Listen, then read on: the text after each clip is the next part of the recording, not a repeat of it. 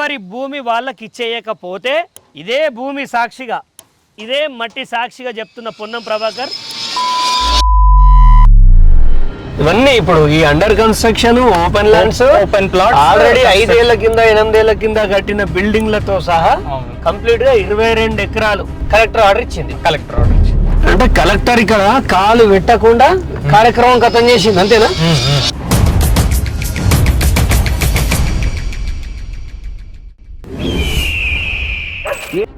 ఇప్పుడు దీన్ని తీయకపోతే బాగా ఇబ్బంది అవుతుంది. ఈ విషయం చాలా దారుణమైన విషయం. వీళ్ళకి ల్యాండ్ వీళ్ళ చేతులకి వెళ్ళి పోయిందనే విషయం కూడా వీళ్ళకి తెలియదు. మరి 22 ఎకరాలను రిస్క్లో పెడితే ఎవరు ఎందుకు మాట్లాడతలేరు?